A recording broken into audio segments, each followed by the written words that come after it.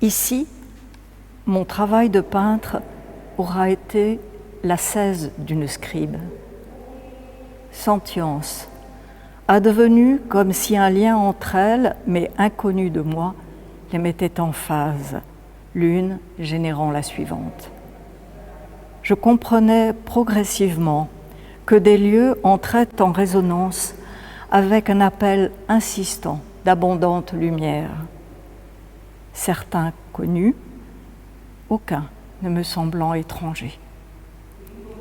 Une connexion imaginaire probablement, mais pas seulement. Durant plus de 3 années, j'ai scruté la toile jusqu'à percevoir ce que j'avais à y tracer, suspendant mon travail pour des jours, des semaines ou des mois, roulant et déroulant certaines pièces avant de me remettre à l'œuvre. Ces temps d'arrêt signifiaient que je n'étais pas intérieurement en mesure de poursuivre, que je devais attendre le prochain geste habité.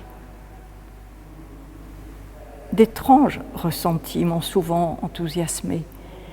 Certains m'ont profondément déstabilisé par une puissance vibratoire à laquelle mon corps n'est pas adapté. Incursion. Expérience où le temps familier passait en arrière-plan, à moins qu'une brèche ne s'y soit entr'ouverte. Mémoire traversante comme des fils invisibles et sonores.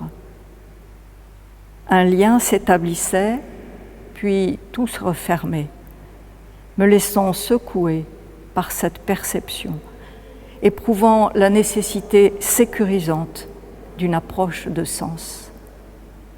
Des énigmes demeurent, et c'est bien ainsi. Un matin, j'ai compris que je ne devais pas séparer ce cortège de 12 toiles libres et de format carré. Ne pas laisser partir l'une ou l'autre, mais toujours les présenter ensemble. Elles ont à voyager. La dernière touche de peinture révèle le rouge au cœur de Sentience 12, comme une transfiguration après le passage du seuil qui la précède. C'est un très grand plaisir d'accueillir cette série d'œuvres d'Annie Pelouse, Les Sentiences. Ça faisait très longtemps que cette exposition était en préparation. J'ai rencontré l'artiste en 2019 pour réfléchir à ce projet. Et malheureusement, en 2020, le Covid ne nous a pas permis de le réaliser. Et nous avons attendu 2 ans pour offrir cette exposition au public. Lors de cette préparation, on avait l'intuition avec Annie Pelouse que la collégiale Saint-Paul, où se déroule l'exposition, était vraiment le lieu fait pour ces toiles. C'est un bâtiment gothique fait de pierre et de lumière et qui offre un écrin merveilleux aux Sentiences, cette magnifique série de 12 toiles.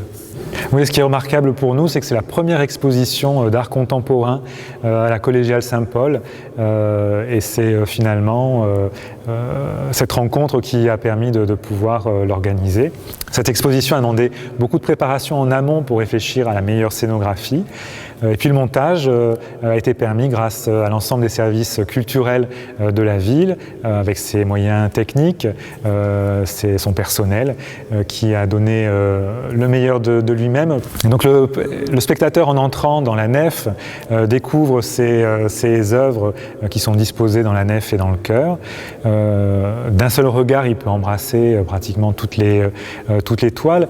Et puis, on a aussi fait attention à ménager la distance de manière à ce que le spectateur puisse se reculer pour apprécier une œuvre dans son entier et puis se rapprocher pour voir chaque détail et se laisser finalement emporter par la poésie et toute la spiritualité de ces œuvres-là.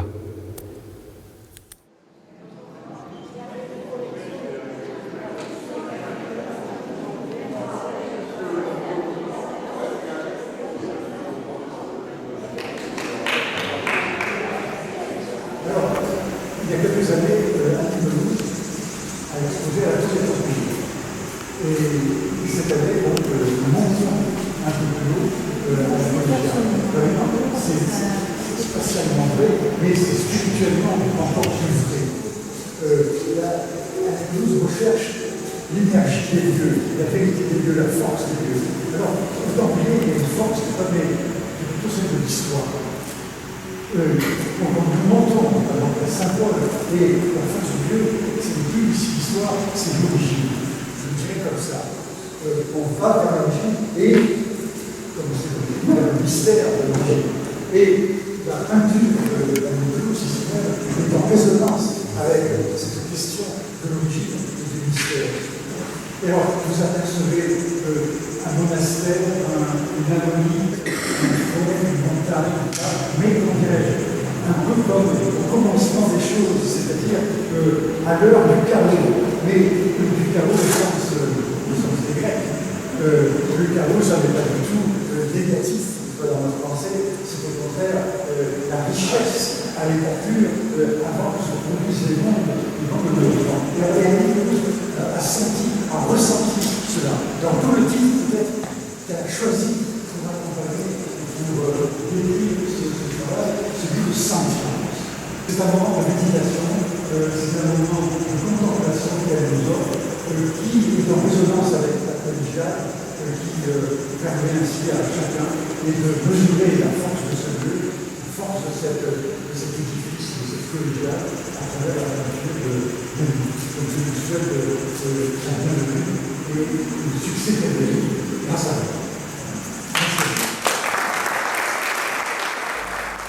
vous. Une évocation de la transfiguration. Transfiguration. Figuration au-delà et par ce qui est figuré, représenté, nommé déjà, et que l'on croit connaître pourtant.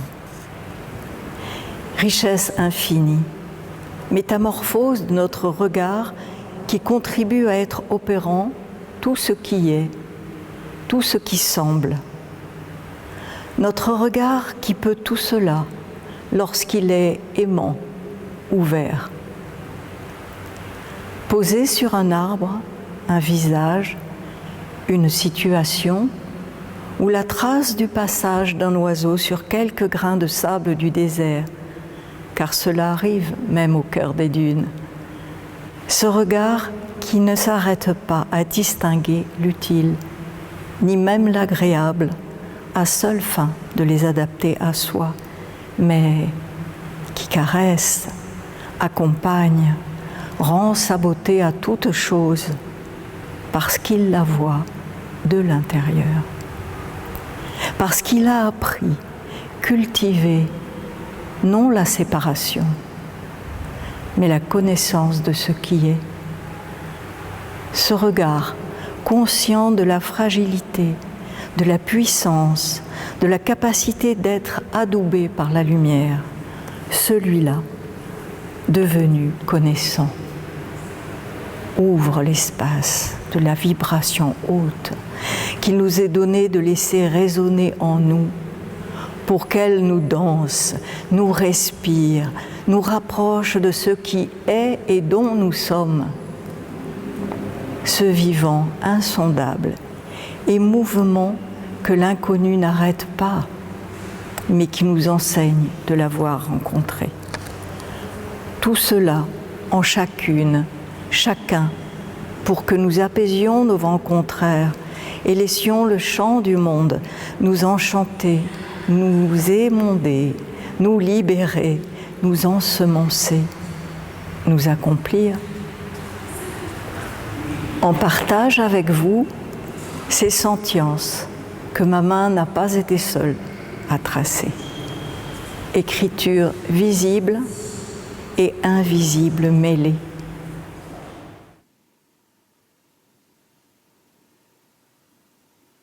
Et vous entendez cette parole d'amour au creux de votre poitrine. Où l'océan des mondes est ta véritable parenté. Depuis que tu es né à l'esprit et à la chair, son flux éternel est ici même ta vie et ta demeure, et ses forêts d'eau, d'oiseaux, de pierres et de fleurs avec l'homme,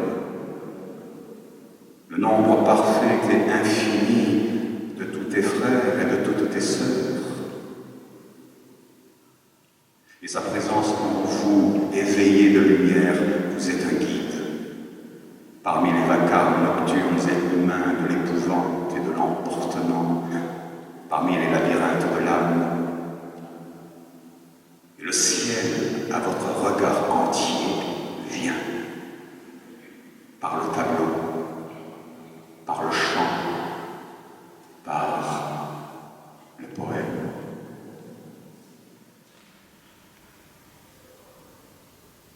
Dans la quiétude rêveuse d'un regard, une vacance vous fait goûter un amour en delà des apparences et des prières.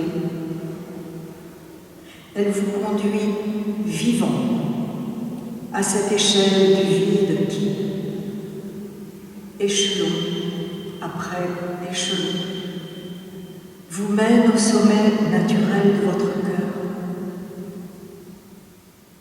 Si ce n'est soudain, dans la fulgurance d'une symbolique de mort, ou l'occurrence d'un signe du messager de votre vie égarée dans la dormance, d'une peur, d'une blessure, d'un savoir, toute clarté qui se lève est un don souverain d'existence et ange de votre esprit. Tout niveau de réalité et de votre conscience accomplie